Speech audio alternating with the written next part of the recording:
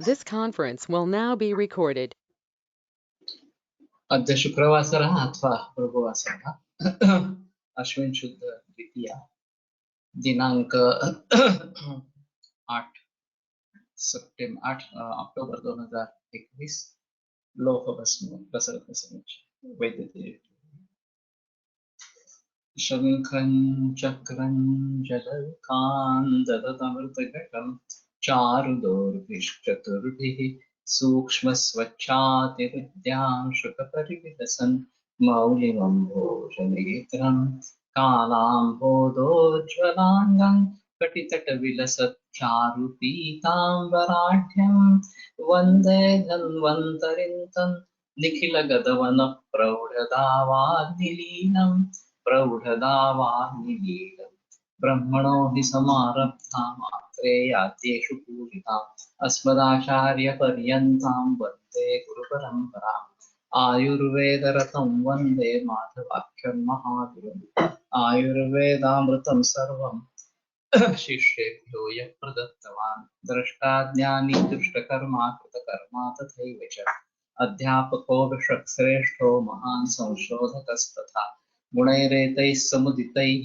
यथार्यं प्रतनोति सः समृद्ध्यर्थं हि कार्यस्य वयं प्रयतामहे सरस्वत्यै नमो यस्याः प्रसादात् पुण्यकर्मभिः बुद्धिदर्पणसङ्क्रान्तं जगदध्यक्षमीक्षते आत्रेयं प्रथमं वन्दे आयुर्वेदजगद्गुरुम् आयुर्वेदामृतं सर्वं गृहीत्वा हि सुरेश्वरात् अग्निवेशादिकेभ्यो यः प्रयच्छति सत्तमः प्रथमं तन्त्रकर्तारम् अग्निवेशं नमाम्यहम्।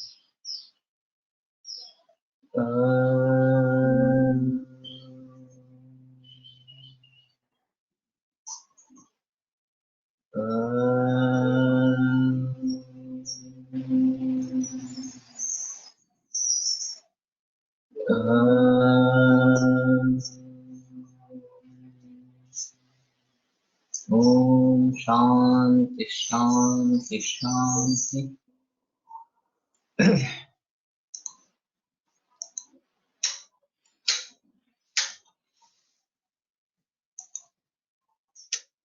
सम्यक् औषधकल्पानां लोहकल्प प्रशस्यते तस्मात् सर्वप्रयत्नेन शुद्धलोहं विमारयेत्। तो सभी सम्यक औषध कल्पों में लोहकल्प एक वैशिष्ट्यपूर्ण इस प्रकार का है, प्रशस्त है और इसलिए सर्व प्रयत्न से शुद्ध लोह का मारण करना चाहिए।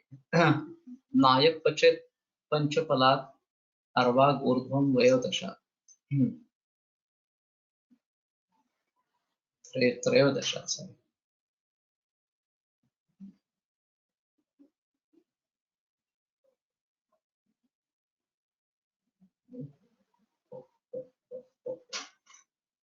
पंचफलात् अर्वाग ऊर्ध्वं त्रयोदशा।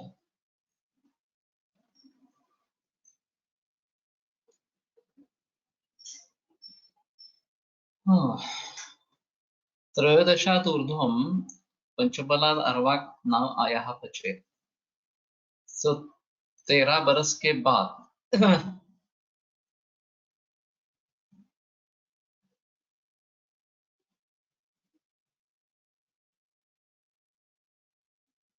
क्लमजी है। पंचफलात् अर्वाक विंशतिकर्षात् न्यूनमित्यर्थः। ऊने त्रयोदशात् वयोदशफलातिरिक्तमित्यर्थः।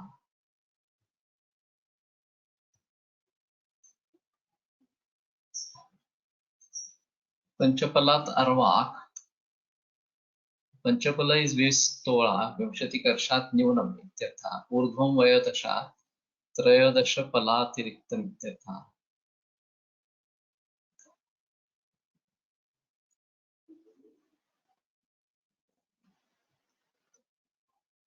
अर्थ नहीं हो रहा।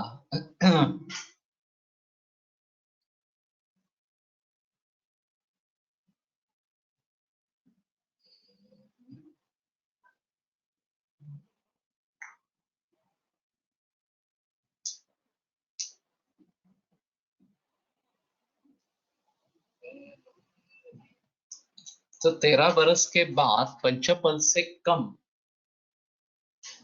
लोह का पचन नहीं करना है। तो कम से कम पंचपल अब यानी कि 20 तोला इतना तो करना ही है। इन त्रयोदशाद ऊर्ध्वम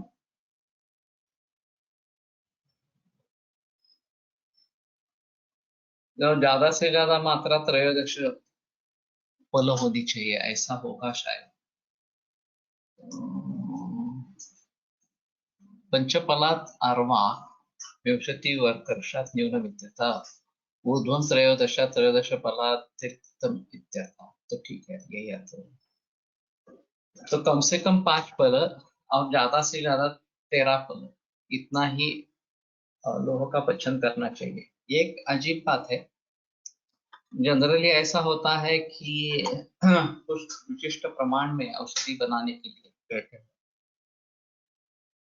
और अगर हमें उससे ज्यादा की जरूरत है तो उसी प्रमाण में हम कम मात्रा में लेते हैं, और ज्यादा करने की जरूरत है तो उसी में दुगना तिगना इस प्रकार से कर देते हैं। तो कुछ लोगों का कहना है, वैद्यों का, कि जितनी मात्रा में कहा गया है उतनी ही मात्रा में बनाओ, उससे कई गुना ज्यादा कई गुना कम इस प्रकार का मत बनाओ, क्योंकि उसी की खासियत है इस प्रकार से। अब सभी इससे सहमत नहीं है, विशेषतः जो कमर्शियल प्रोडक्शन होता रहता है वहां तो इतने कम मात्रा में औषधियां नहीं बना सकते। तो बार बार वो करना पड़ेगा, और फिर ये काफी मुश्किल बात इस प्रकार की हो जाएगी। जैसे आंवले के बारे में 500 आंवला लेकर च्यवनप्राश का निर्देश है। अब 500 आंवला, 1 किलो आंवले में कितने आंवले आते हैं, ये अगर देखने की कोशिश करें तो वो 20 से लेकर 30 तक आंवले 1 किलो में समा जाते हैं। और इस हिसाब से देखा जाए तो 500 आंवलों तक पहुंचने के लिए हमें 20-25 किलो इस प्रकार से आंवले लेने पड़ते हैं। और फिर जो प्रमाण 500 आंवलों का है ग्रंथों में, वो उतने आंवलों के लिए आवश्यक इस प्रकार का होगा। 500 के हिसाब से जितने किलो हो गए आपके, तो मानो 20 किलो है, एक आंवला 25 ग्राम का है, तो 20 किलो आंवले से जो च्यवनप्राश बनेगा वो 500 किलो आंवलों का बनेगा। और फिर अगर हम ज्यादा बनाना चाहते हैं तो 20 के हिसाब से 5 गुना कर देंगे तो 100 किलो इस प्रकार से हो जाएंगे। तो उतनी मात्रा में वात द्रव्य वगैरह जो भी वो भी सभी बढ़ जाएंगे इस प्रकार से। तो कुछ वैद्यों का कहना ऐसा है कि नहीं, जो जिस प्रमाण में बनाने के लिए बताया 500 आंवलों का बनाया है तो 500 आंवलों का ही बनाओ, चाहे आप रिपीट कर सकते हो कितनी भी बार, लेकिन एक समय में 500 आंवलों का ही बनाओ। ये भी काफी प्रैक्टिकली मुश्किल होता है, क्योंकि हमारे यहाँ तो 200 किलो 250 किलो आंवला जब प्रमाणात सांगितले त्याला काहीतरी वेगळं म्हणतात। हाँ,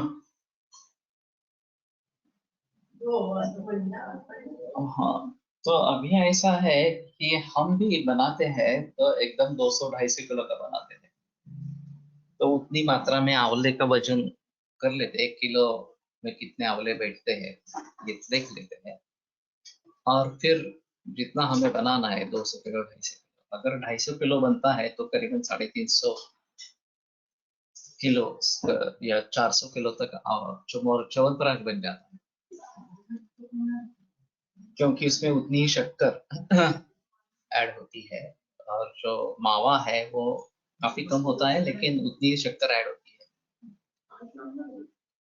तो हमारे लिए 400 किलो रूटीन है कि इतना लगता ही है बरस में। अब ये तो और भी बढ़ गया, कोरोना के हिसाब से बहुत सारे लोगों को च्यवनप्राश शुरू किया तो उसकी क्वांटिटी अब भी बढ़ गई, तो हमारा च्यवनप्राश खत्म हो गया। हम राह देख रहे थे कि कब आंवले आएंगे और कब शुरू करेंगे, तो अभी शुरू कर दिया हमने इस प्रकार से। लेकिन ये जो बात कही गई है उसमें तथ्य कितना है ये थोड़ा देखना पड़ेगा। और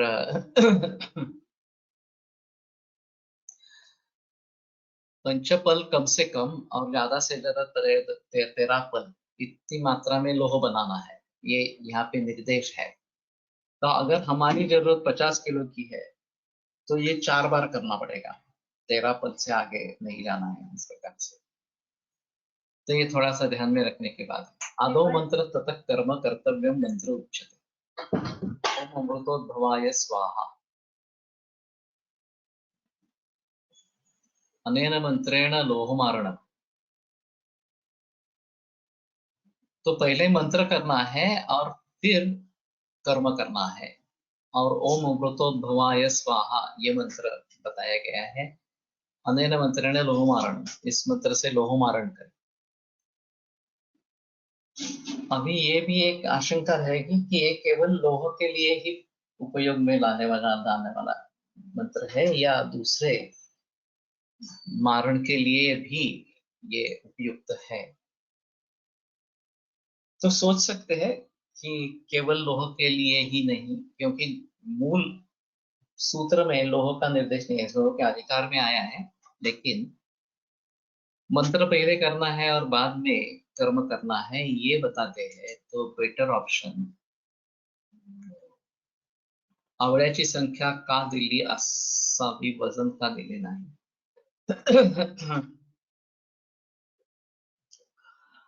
ये भी बताना मुश्किल है क्योंकि अगर छोटे डोंगरी आवड़ा जिसको कहते हैं वो अगर लेते हैं तो काफी भर जाते हैं 1 किलो में।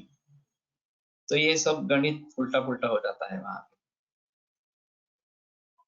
तो 500 का कुछ महत्व होगा, ऐसा संख्या का महत्व होगा, इसलिए संख्या की मात्रा में ही दिया है। और वैसे एक अजीब बात है, इनके वजन के बारे में बात की गई है औषधि द्रव्यों के, लेकिन आदमी के वजन के बारे में निर्देश नहीं है। अभी एक कॉमन क्राइटेरिया है, वेट कितना है देखना। हर दफा जो मरीज हमारे पास आते हैं तो वेट कर लेते हैं, बढ़ा है कम हुआ है मेंटेन है ये देखते हैं। लेकिन ग्रंथों में कृशता और स्थूलता ऐसा ही बताया है, वजन के बारे में कहीं भी निर्देश नहीं है। और ये थोड़ा अजीब है क्योंकि वजन तो कर सकते थे, और ये सुवर्ण तुला वगैरह तो प्रचलन में था। तो आदमी की तुला नहीं होती है या आदमी का वजन नहीं किया जाता है, ऐसा तो नहीं था। अभी काफी लोग पुस्तकों की तुला करते हैं या धान की तुला करते हैं, तो सुवर्ण तुला अफोर्ड नहीं करते हैं वो, और फिर उनका दान धर्म करते हैं। हाँ, तो कहने का तात्पर्य ये है कि ये पॉसिबल है, फिर भी ग्रंथों में इसके बारे में जिक्र नहीं है। औषधियों के बारे में निर्देश है, वो कितना लेना है क्या लेना है इस प्रकार के बारे में। तो ये थोड़ा सा देखना पड़ेगा। तो पहले मंत्र करना है और फिर कर्म करना है। लक्षोत्तर गुणम सर्वम लोहम स्मसद उत्तरोत्तरम कांतम कोटि गुणम तत्र तदप्येव गुणोत्तरम। लक्षोत्तर गुणम सर्वम लोहम स्यात् उत्तरोत्तरम, उत्तरोत्तर जो लोह है वो लक्षोत्तर गुण, लक्ष्य गुणा ज्यादा वीर्यवान इस प्रकार से होता है। कांतम कोटि गुणम तत्र तदप्येव गुणोत्तरम, कांत उसमें कोटि गुण है और उसमें भी इसी प्रकार का गुणोत्तर है। लक्षोत्तर गुणमिति मुंडादि सर्वलोह सर्वप्रकारलोहम् उत्तरोत्तरं लक्षगुणाधिकं तत्र च कान्तलोहं कोटिगुणं नेयं तदपि गुणमपि तत्कान्तम् एव पूर्वोक्तविधानेन आदौ मन्त्रेण अभिमन्त्रितं पश्चात् शोधनादिकर्मणा संस्कृतं सत्कोटिगुणादपि अधिकगुणवत् भवेत्।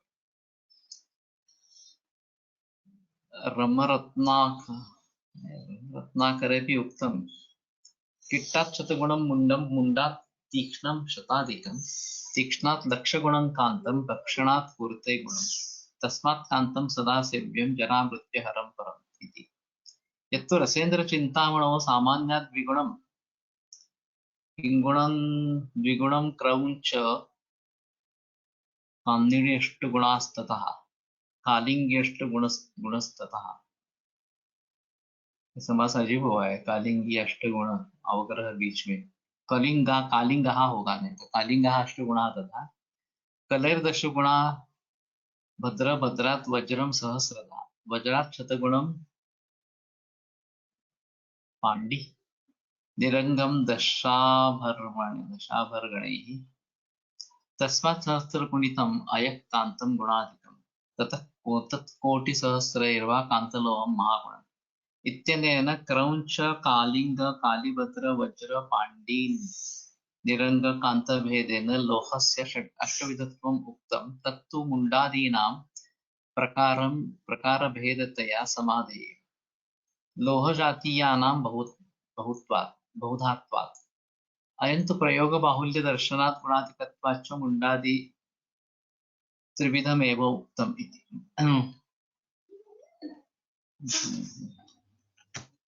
ये बड़ा अजीब है, कोटि गुणोत्तर इस प्रकार का कांतलोह है। अभी मालूम नहीं कांतलोह भस्म बाजार में मिलता है क्या? मंगेश तुम उपस्थित हो, तुमने कभी किया है कांतलोह भस्म?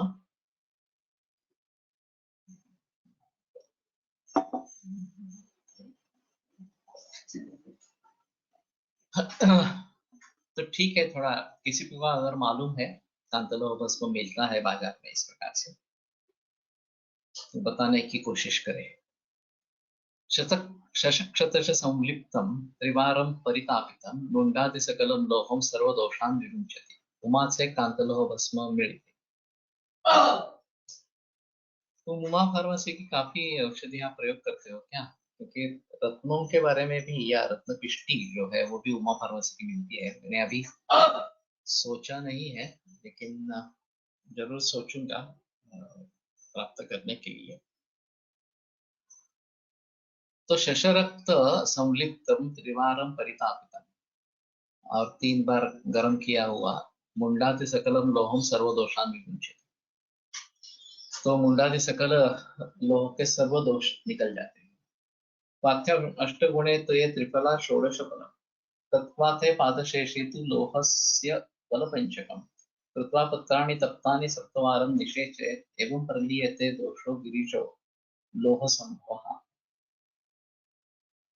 तो 8 गुना पानी में त्रिफला षोडश फल त्रिफला का पचन करे।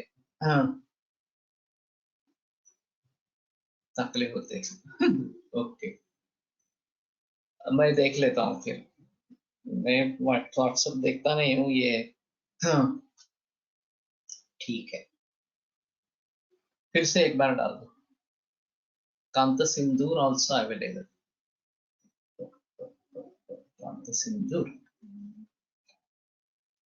ये किस फार्मेसी का है? वहाँ फार्मेसी का ही है।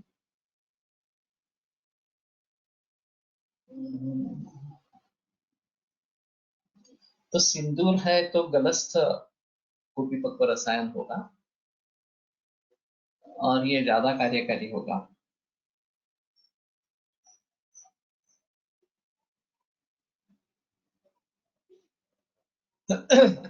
एबीएस 714 किसकी भावनाएं है इसमें? या कहते हैं तो भावनाएं होंगे कि सिंदूर तो एक ही इसमें बन जाएगा, कुपीपक्व रसायन से बन जाएगा। तो देखना चाहिए एबीएस का अगर है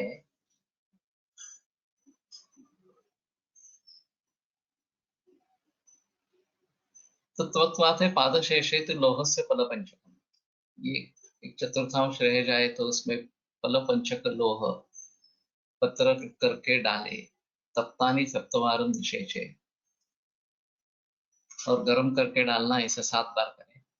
एवं प्रलीयते दोषो गिरिजो लोह संभव, तो लोह संभव जो गिरीश दोष है वो दीन हो जाता है। सामुद्र लवणोपेतं तप्तं निर्वापितं खलु त्रिफला क्वथिते नूनं गिरिदोषमयस्ते।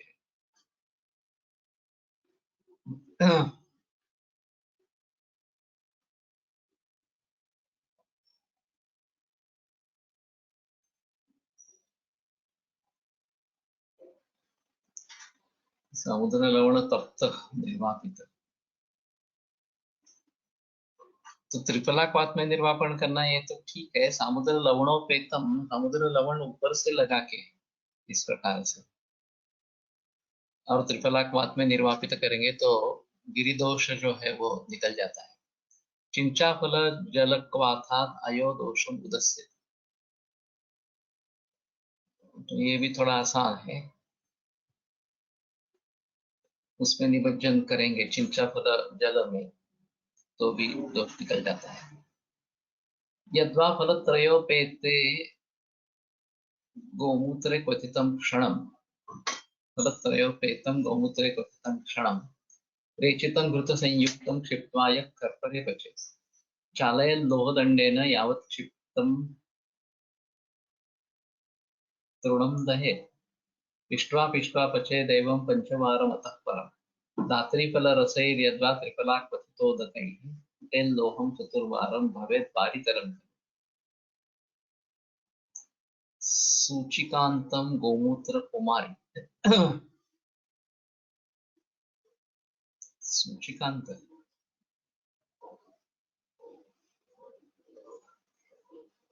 लिखना पड़ेगा ये अभी।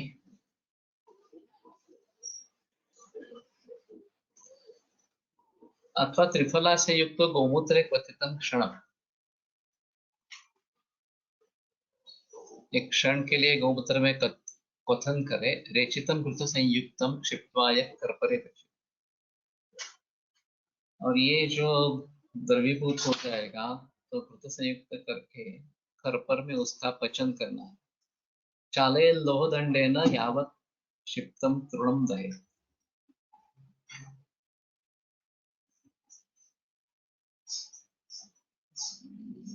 नहीं समझ में आ रहा।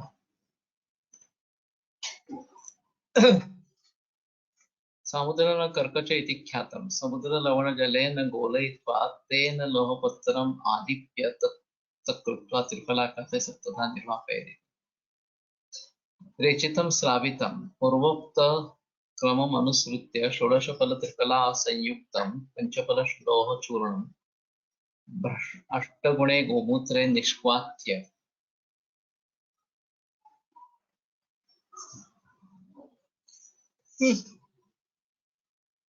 समधृतेन घृतेन पिष्ट्वा अर्धावशेषं विस्राव्य समहृतेन पिष्ट्वा कर्परे लोहदर्व्यां विघट्टयन् तावत् पचेत् यावत् लोहोपरि क्षिप्तं तृणं न भस्मीभवेत्।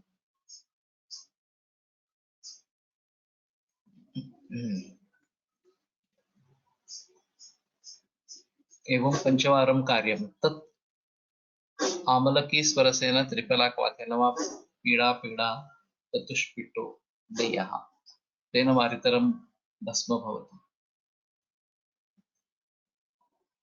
इसमें न पचेत और पचेत,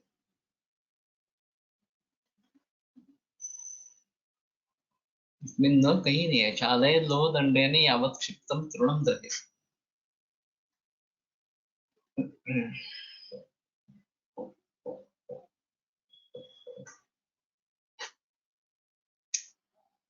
उसमें डाला गया तृण जब तक दहन होता रहता है, भस्म होता है।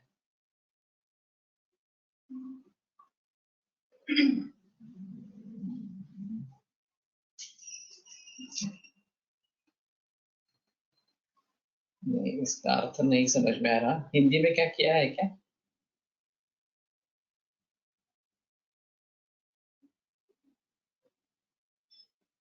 तो 5 बार इस प्रकार से करना है।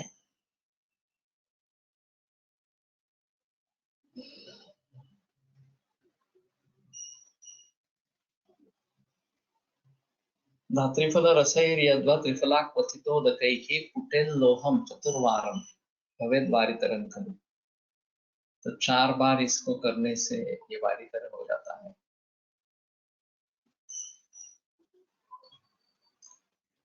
यावत लोहोपरि क्षिप्तम तृणम न भस्मी भवे, ये न कहाँ से आया पता नहीं लग रहा। एवं पंचवारं कार्यम ततः अमल की स्वर से न त्रिफलाक्वाथेन वा पीड़ा पीड़ा चतुष्पिटो चतुष्पिटो दिया। स्नेहाक्त लोहरजो मूत्रे स्वरसे रात्रि धात्रीणाम पृथगैव सप्तकृत्वो भर्जितम् अखिलामये योज्यम्। स्नेहाक्त लोहरजः मूत्रे स्वरसे रात्रि धात्रीणाम, रात्रि और धात्री तप्त लोह हा तृण टाकल्यावर तृण जळून जायला पाहिजे इतके ते लोह लाल तप्त करावे, लेकिन ये टीका में न कहाँ से आया।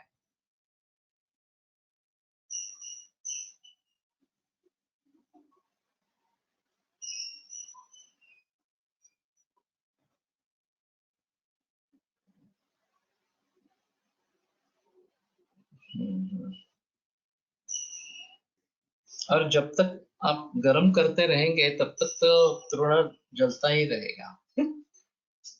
कभी ना कभी ये रुकना है, और जब अग्नि को दूर करेंगे तो शायद जब तक तृण जलता है तब तक डालना है, तृण जब जलना बंद हो जाएगा तो बंद कर देना है, ऐसा कुछ रहेगा।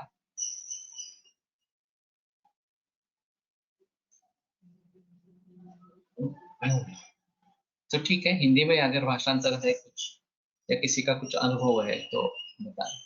रात्रि धात्री, रात्रि का मतलब रजनी है, और धात्री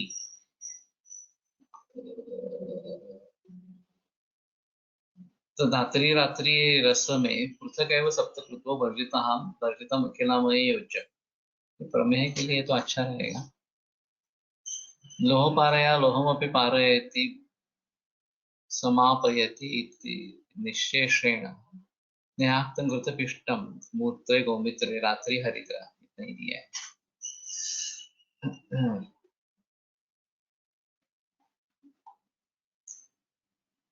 तो ये प्रमेय के लिए अच्छा रहेगा ऐसा लगता है, इस प्रकार का लोह भस्म।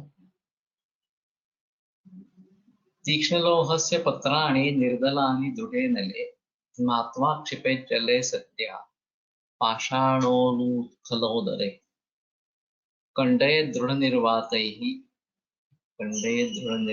निर्घातैः स्थूलया लोहपारया तन्मध्यात् स्थलखण्डानि रुद्ध्वा मल्लद्वयान्तरे घ्नात्वा क्षिप्त्वा जले सम्यक् पूर्ववत् खण्डयेत् खलु। तच्चूर्णं सूतगन्धाभ्यां पुटे द्विंशतिवारकं पुटे पुटे विधातव्यं पेषणं दृढवत्तरम् एवं भस्मीकृतं लोहं तत्तरोगेषु योजयेत्।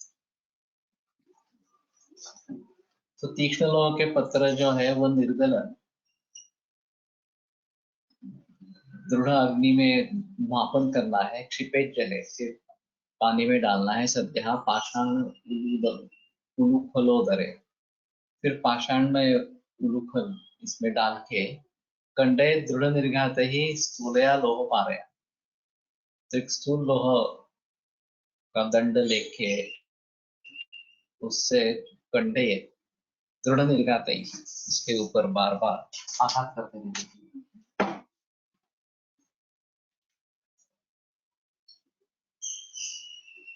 तन्मध्यात् स्थलखण्डानि रुद्ध्वा मल्लद्वयान्तरे घ्नात्वा क्षिप्त्वा जले सम्यक् पूर्ववत् खण्डयेत्।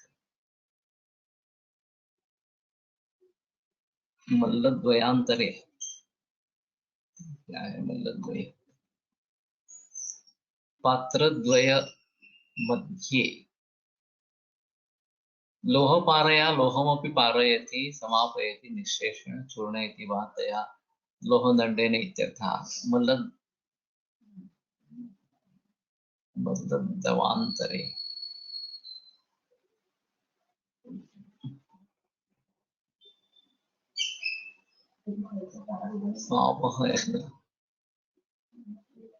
मध्ये तीक्ष्णलोहं दलरहितं सूक्ष्मपत्रं कृत्वा तीव्राग्नौ मल्लद्वयान्तरे भस्र आत्माप्यजले निक्षिपेत् निक्षेपानन्तरं च सद्य एव उद्धृत्य पाषाणोलुकले स्थूललोहदण्डेन दृढमाधृत्य चूर्णीकुर्यात्। तत्र यानि स्थूललोहपर्वाणि न चूर्णीभवन्ति, अच्छा, यानि शरावद्वयमध्ये पुनः रुद्ध्वा आत्माप्यस्य पूर्वोत् जले निक्षेपेत्। तत्क्षणमेव उद्धृत्य चूर्णयेच्छ। एवं यावता सम्यक्तया चूर्णीभूतानि न भवन्ति तावत् कुर्यात्। तथा चूर्णीभूतानि तानि समसूतगन्धाभ्यां मर्दयित्वा 20 वारं प्रतिपुटं दृढतरं प्रेषयेच्छ।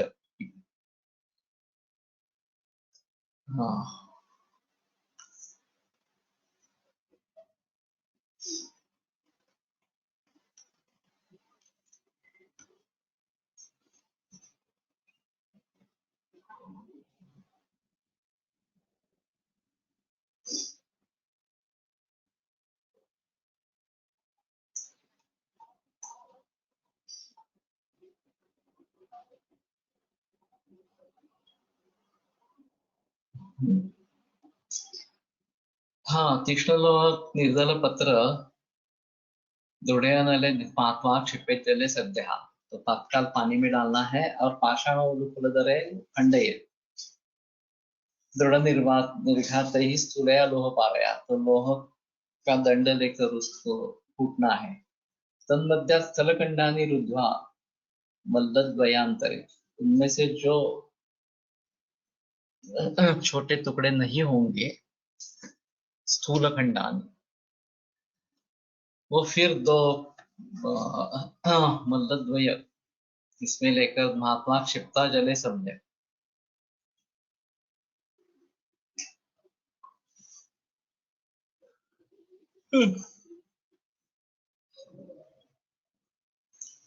पूर्वोत् खंडयेत् खलु तच्चूर्णं सूतगन्धाभ्याम्। तो नीचे और ऊपर ये इस प्रकार से शराव लेके लोहे के शराव लेंगे शायद, और फिर मापन करे उसका, और फिर पानी में डाल के चूर्ण करे, या फिर बार बार पेशेंट करते रहे इस प्रकार से। और फिर ये पारद और गंधक से 20 बार पुटक देना है। पुटे पुटे विधातव्यम पेषणम दृढ़ोत्तरम, और हर पुट में दृढ़ोत्तर इस प्रकार का पेषण करते रहना। एवं भस्मीकृतम लोहम तत्तत रोगेषु योजयेत्। इस प्रकार से भस्मीकृत लोह जो है उन रोगों में प्रयोग करें। कांताय कमनीय कांति जननम पांडवामयोन्मूलनम। तो कांतलोह जो है कमनीय कांति निर्माण करने वाला। तो ओबेसिटी के हिसाब से ये अच्छा है। पांडवामयोन्मूलनम, पांडवामय जो है पांडव उसका उन्मूलन करने वाला, मूल रूप से उसको उखाड़ देने वाला है इस प्रकार से। अभी हाल ही में मेरा एक इंटरव्यू हुआ है।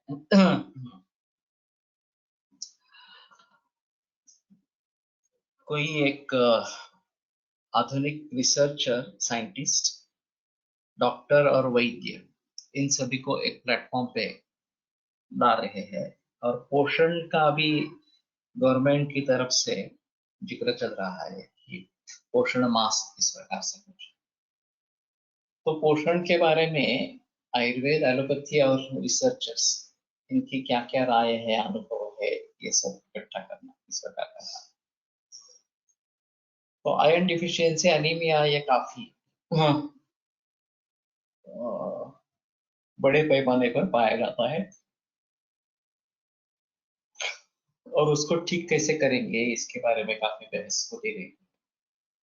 तो फार्मेसी का हमेशा ऐसा उद्देश्य रहता है कि हाँ, उससे लौह भस्म वगैरह ऐसा कुछ बनाओ, मार्केटिंग करो उसका, तो फिर ये आयरन डिफिशियंसी एनीमिया पर काबू पाएंगे। अब किस प्रकार के लोह के प्रोडक्ट से कितना लोह मिलेगा, कितना हीमोग्लोबिन बढ़ेगा, ये सब बातें चलती है।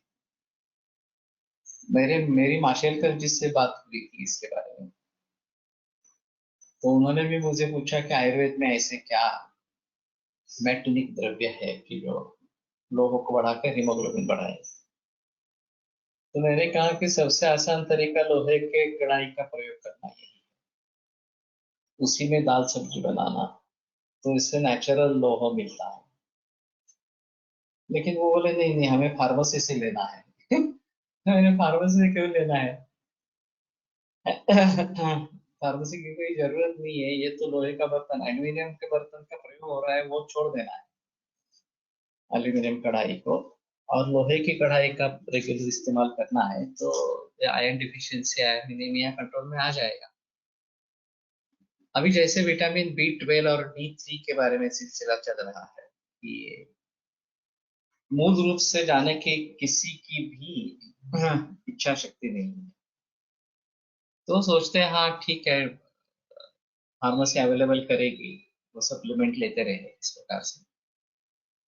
लेकिन जिन द्रव्यों में ये मिलता है उन द्रव्यों के बारे में कुछ सोचना है वगैरह, ये बात नहीं होती है। तो आयरन डिफिशियंसी एनीमिया में ये अहम मुद्दा रहेगा कि लोहे के बर्तन का प्रयोग करें तो ज्यादा अच्छा इस प्रकार रहेगा। तो पांडवामयोन्मूलनम, पांडवामय को मूल रूप से उखाड़ देता है, ये एक है। यक्ष्म व्याधि निबर्हणम गर्हरम दोषत्रयोन्मूलनम, राजयक्ष्मा को दूर करता है, गर्हर दोषत्रयोन्मूलनम, और संधिपात में भी काम करता है, तीनों दोषों में काम करता है। नाना कुष्ठ निबर्हणम बलकरम वृक्षम वयस्तंभनम, विविध प्रकार के कुष्ठ का निबर्हण करने वाला बलकर वृक्ष वयस्तंभन, तो रसायन है वाजीकरण में सर्व व्याधि हरम रसायन बहुमामृतम नापरम। तो दूसरा कोई पृथ्वी तल पर अमृत नहीं है जो लोह है, तो इसके बजाय कोई रसायन वगैरह इस प्रकार का नहीं है। तो अभी सभी में ये रसायन वगैरह इस प्रकार से रसायन आ गई है, इस प्रकार से बात आती है। तो वज्र के बारे में भी रहेगा, मुक्ता पृष्ठ वगैरह के बारे में भी रहेगा वगैरह इस प्रकार से। तो इसमें से क्या लेना है? बहुत सारे लोगों का कहना है कि ये अर्थवाद है। मीमांसा में दूसरे के मन में ये बात बैठ जाए और समझ में आए, इसके लिए उसको बढ़ा चढ़ाकर उसके गुणधर्म बताते हैं। बहुनात्र के मुक्त न सर्व रोगेषु शस्यते, इस प्रकार की बातें बहुत रोगों में, बहुत औषधि कल्पों में आती है। तो कुछ लोगों का कहना है कि उसकी एक खास कंडीशन होती है हर औषध की, वो कहाँ पे प्रयोग में लाना चाहिए, वो अगर आइडेंटिफाई करेंगे तो उसका एग्जैक्ट यूज किस प्रकार से करेंगे, किस व्याधि में करेंगे, इसके बारे में निश्चित हो। और हमारा पढ़ने का मकसद भी वो है कि जब पांडु से रिलेटेड इस प्रकार से कुछ भी बीमारियां हो तो उसमें लोह का एक अहम रोल सरकार का रहेगा। और फिर वृक्ष है, वाजीकरण में रसायन है वगैरह, इन बातों को भी ध्यान में रखते हुए पांडु से उत्पन्न इस प्रकार के कंडीशंस में वो भस्म अच्छा काम करेगा, ऐसा थोड़ा सा रहेगा। तो जब जब इस प्रकार की फलश्रुति आती है कि सर्व व्याधि निवारण सर्व रोग विनाशन वगैरह वगैरह, तो सचमुच सभी रोगों में वो उपयोग में लाया जाता है या नहीं है, ये एक अलग मुद्दा इस प्रकार का रहेगा। लेकिन फिर भी ऐसा सोच सकते हैं कि ये पॉसिबल है। कुलतर्क शास्त्री केवल 4 भस्मों का प्रयोग करते थे सभी रोगों में, मुझे पक्का याद नहीं है, लेकिन अपरक कुछ था, लोह था याद,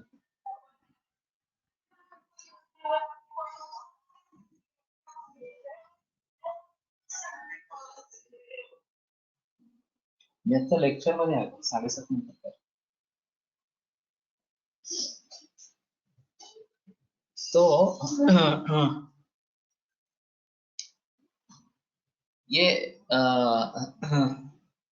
मालूम नहीं है गुरुतर्क शास्त्री का, लेकिन आश्चर्य की बात यह है कि वो बहुत चैलेंजिंग केसेस लेते थे, ठीक भी करते थे, खास करके बर्न केसेस उन्होंने बहुत अच्छे ट्रीट किए थे। 50-60 से ऊपर परसेंट भी बर्न है तो भी चैलेंज देके करते थे कि ये ठीक होगा पूरी तरीके से इस प्रकार से, और काफी महंगी दवाई होती थी इस प्रकार से। आश्चर्य की बात रही कि वो एक बार कोलट सर के पास आए और बताया कि मुझे खांसी है, कास है, तुम दवा दे दो। तो सर बोले तुम्हारे पास इतना बड़ा अमरक भस्म है तुम्हारे खुद का बनाया हुआ, तुम मेरे पास क्यों आए हो?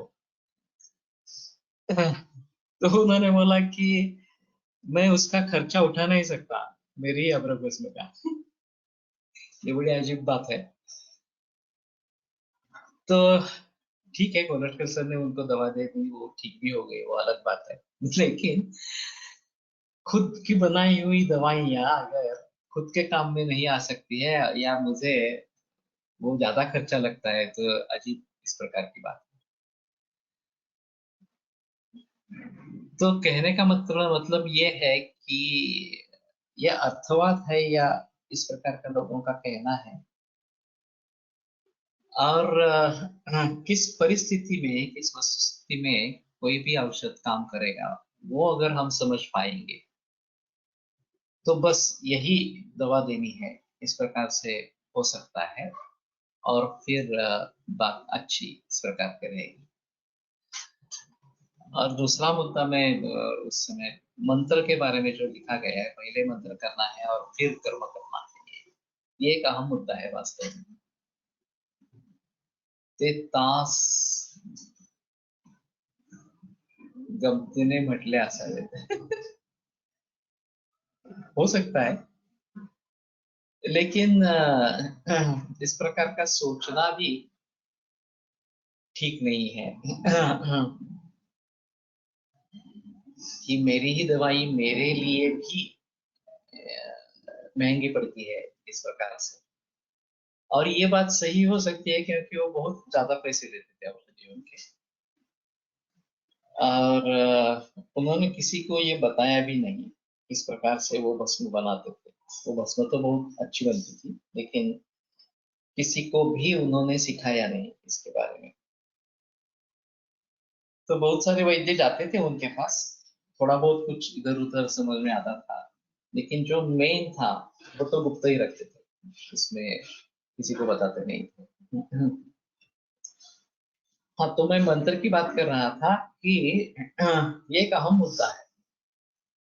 विनाशंभव प्रसादात, शंकर के प्रसाद के बिना ये रसशास्त्र में सिद्धि नहीं होती, ऐसा है। तो सातार में अतुल निमकर ने 2 बार 16 सोमवार का व्रत करके, पहले 16 सोमवार का व्रत किया, फिर रसशास्त्र का आरंभ किया, रस औषधि का, फिर कुछ वर्षों के बाद फिर से एक बार ये 16 सोमवार का व्रत किया। तो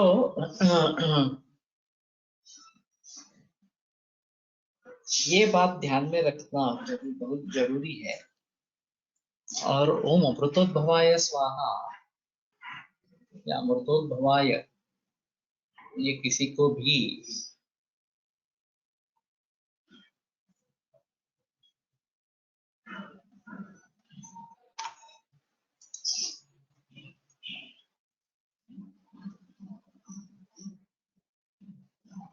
ओम अमृतोद्भवाय स्वाहा ऐसा ही है मंत्र। तो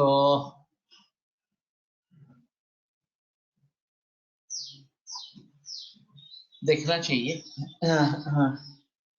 तो मंत्र की सिद्धि करनी पड़ती है, और उसके लिए काफी नियमों का पालन करना पड़ता है, खास करके परान्न न लेना, ये एक बहुत बड़ा नियम है। तो केवल पत्नी या लड़के द्वारा बनाया हुआ अन्न खा सकते हैं या खुद बनाकर खा सकते हैं, लेकिन उसके अलावा किसी भी व्यक्ति से खाना नहीं ले सकते। तो कहीं बाहर जाना वगैरह ये तो सब बातें फिजूल इस प्रकार की हो जाती। वो जो रामानुजन मैंने एक कहा था सिलैक में, पुणे में पहले था, फिर बाद में बेंगलोर में शिफ्ट हुआ, वो भी परान्न नहीं लेता था। और उसको बुलाया गया लखनऊ में ऐसा कुछ, तो उसने बताया वो कुएं का ही पानी पीता था। तो उसने बताया कि कुएं का पानी उपलब्ध हो तो ही मैं आऊंगा। तो उन्होंने सोचा ऐसा क्या बात है, हम बता देते हैं। और जैसे लैंड हुआ, फिर उसने फिर से पूछा कुएं का पानी का प्रबंध हो गया है ना? तो बोले नहीं हम करेंगे। तो बोले मैं निकल पड़ता हूँ वापस। मुझे नहीं ठहरना है, मैं पानी के बिना रह नहीं सकता। तो फिर इन्होंने ढूंढ के एक निकाला क्षेत्र कुएं वाला, और फिर वहां पे वो रहने के लिए गया। उसने साथ में दाल चावल ये सब लाया था, वो अपना अन्न खुद पका कर खाता था। तो ये बहुत बड़ा नियम है, परान्न वर्ज करना इस प्रकार से। और बाकी भी नियम होते हैं, तभी मंत्र सिद्ध होते हैं। और खास करके ग्रहण काल में उसका जप करना है, ये भी एक अहम मुद्दा है। तो जिस किसी को इसमें सफलता पानी है, उसको ये सब करना बहुत जरूरी इस प्रकार का रहेगा। यक्ष्म व्याधि निवारणम, अभी काफी जगह पे यक्ष्म व्याधि आ रहा है। और पुराना जो राजा यक्ष्मा है हमारे का, वो भी वैसे डिफिकल्ट है। अभी के स्थिति में जिसको ट्यूबरकुलिन टेस्ट पॉजिटिव है, प्रूवन ट्यूबरकुलोसिस है, उसके बारे में एलोपैथी में तो बहस होता ही है एकेटी देने का,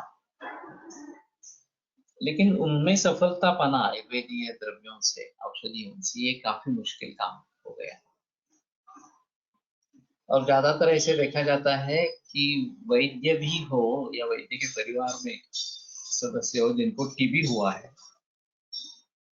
उनके लिए भी एकेटी देकर साथ में आयुर्वेद देना, इस प्रकार की मुसीबत आ पड़ी है। ये अच्छी स्थिति नहीं है वास्तव में, लेकिन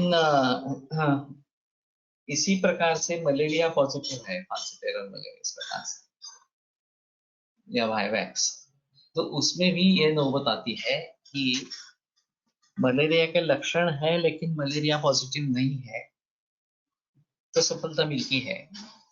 लेकिन ये जंतु उसमें पॉजिटिव है, तो सफलता मिलने में काफी बाधाएं आती है। और दूसरी ओर ऑप्शन अवेलेबल है एलोपैथी में कि आप ये दे दो तो इससे ठीक हो जाएगा, फिर बाद में आपको जो करना है वो करते रहो। तो बड़ी दिक्कत वाली बात हो गई है। लेकिन इन सभी के बारे में जब मैं सोचता हूँ तो मुझे समझ में आता है कि रसायन और प्राधिकरण इन्हीं द्रव्यों का प्रयोग होना है, और पंचकर्म से शुद्धि करके ये करते रहेंगे तो हमारी प्रतिकार क्षमता बढ़ेगी। अब जो मरीज होकर आते हैं उनमें दो तरीके से होता है। एक तो जो सूक्ष्म जंतु है उनको अधूरी मात्रा में या अधूरी थोड़े दिन तक एंटीबायोटिक्स प्रयोग करने से उनको एंटीबायोटिक्स का इनॉक्यूलेशन मिल गया, और यही कारण है कि 2 ड्रग से लेकर 7 ड्रग तक टिकट बढ़ती गई। इस प्रकार से रेजिस्टेंस आता रहा, तो नए नए ड्रग्स निकालते रहे इस प्रकार से। और फिर भी जब से एड्स आया तो लोग एड्स वाले मरीज राजा एक्समा से मरने लगे, और ये सिलसिला आज भी कर। तो प्रतिकार शक्ति बढ़ाना यही अहम बात इस प्रकार की रहेगी। और इस प्रकार के एक्यूट कंडीशंस में, एडवांस कंडीशन में प्रतिकार शक्ति तुरंत नहीं बढ़ती, ये सबसे अहम मुद्दा है। और पंचकर्म का भी रोल नहीं रहता क्योंकि शक्ति ही नहीं रहती उतनी इस प्रकार। तो ऐसी अवस्था में रसायन औषध रसशास्त्र के मेडिसिन ही काम कर सकते हैं, दूसरा कुछ नहीं काम करेगा। तो उसके बारे में थोड़ा सा सोचना पड़ेगा कि हमारे साथ बहुत वीर्यवान इस प्रकार की अगर दवाइयां हो तो पॉसिबिलिटीज है कि ये हम ठीक करें। क्लिनिकली पेशंट ट्रीट झाले तर मलेरियल पॅथोजेन्सच्या रिपोर्टकडे बघितले नाही तरी काही हरकत नाही ना, कारण रिपोर्ट काही दिवसांनी निगेटिव्ह येऊ शकतो। लेकिन ऐसा है ना, क्लिनिकली अगर ठीक नहीं हो रहे, बुखार उतर नहीं रहा है, तो कैसे करेंगे? तो अनिल पानसे के ही मेरे ख्याल में चचेरा भाई और बहन, उनको ये मलेरिया हुआ, एक दिन के बाद आता था और 4-5 104 105 इतना टेम्परेचर रहता था। मैंने एक हफ्ते भर के लिए दवाई दी लेकिन कुछ असर नहीं पड़ा, बुखार आता ही रहा इस प्रकार से। तो मैंने रेफर किया तो एलोपैथी की एंटीबायोटिक शुरू कर दी तो तुरंत पहले ही दिन बुखार उतर गया, आया नहीं फिर से इस प्रकार से। तो अगर रिजल्ट्स मिल जाते हैं तो कोई प्रॉब्लम ही नहीं, रिजल्ट्स नहीं मिलते हैं तो कैसे करेंगे, ये बात अहम इस प्रकार की है। तो ये अभी सभी इंफेक्शियस डिसीजेस के बारे में ये होता रहेगा, क्योंकि हमारी प्रतिकारक शक्ति कम हो गई है और जंतुओं की बढ़ गई है, और इसलिए जो लेबल्ड इंफेक्शियस डिसीजेस है, चाहे यूटीआई हो चाहे ब्लड कल्चर में कुछ आया हो, चाहे टाइफाइड हो, चाहे मेनिंजाइटिस हो या डेंगू हो और कुछ हो, डेंगू फिर भी ट्रीट होते हैं, डेंगू या स्वाइन फ्लू ये फिर भी ट्रीट होते हैं, लेकिन ये टीबी वगैरह जो है वो काफी सताने वाले इस प्रकार के है। और मूल रूप से परिवर्तन आहार विहार के बारे में आएगा तभी ये बात पॉसिबल होगी कि हम उसको फिर से ठीक कर सकेंगे। लेकिन फिलहाल ये दिक्कत वाला मामला है, और जहां भी कहीं एलोपैथी का ऑप्शन उपलब्ध है, मेडिसिन है उनके पास और वो कारीगर है, ज्यादा सोचने की जरूरत नहीं पड़ती, तो फिर लोग उसमें चले जाते हैं कि हाँ ठीक है, अगर आपसे हो नहीं रहा तो हम उसकी सहायता देंगे और बाद में आपके पास फिर से वापस आएंगे। लेकिन हमें एक्यूट कंडीशंस ट्रीट करनी है तो हमें इसका कुछ ना कुछ इसमें से उत्तर ढूंढना है, और तुरंत रसायन करने वाला क्या होगा ये थोड़ा सा देखना पड़ेगा। तो दोषत्रयोन्मूलनम नाना कुष्ठ निबर्हणम बलकरम रुषम वयस्तंभनम, तो वयस्तंभन बात कही गई है कि रसायन, और फिर सर्वव्याधिहरम रसायनवरम रोमामृतम नाम, इसके दूसरा ऐसा दूसरा पृथ्वी पर कोई अमृत नहीं है, सर्वव्याधिहरम रसायन है। तो एक कांत लोह के भस्म को लेकर भी काफी बातें हो सकती है, और खास करके रक्त दूषण को ध्यान में रखते हुए ये एक अहम मुद्दा इस प्रकार का रहेगा। किडनी फेलियर, कैंसर, सभी रोगों में एनीमिया या पांडु एक अहम कंडीशन होती है, और ये हमारे लिए भी दिक्कत का विषय ज्यादा है। ल्यूकेमियाज में तो होती ही है, लेकिन ल्यूकेमियाज को छोड़कर बाकी कैंसर में भी ये दिक्कत वाली बात होती है, तो थोड़ा देखना। आयुर्वेद प्रकांड विदधित इह शल्यतंत्र प्रधानः शिष्येभ्यः शाश्वतोऽयं निखिलजनकृपा व्याप्तचित्तेन येन आयुर्वेदस्य वाञ्छन् पुनरपि भुवने काञ्चित् सुष्ठुप्रतिष्ठान् श्रेष्ठं धन्वन्तरिन्दं प्रणमति च सदा वैद्यवर्गो हिन्दुनां वैद्यवर्गो ओम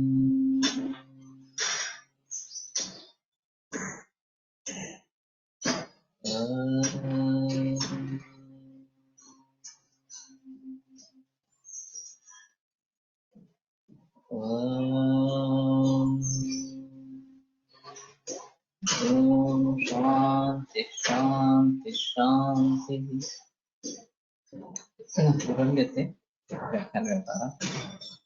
व्याख्यान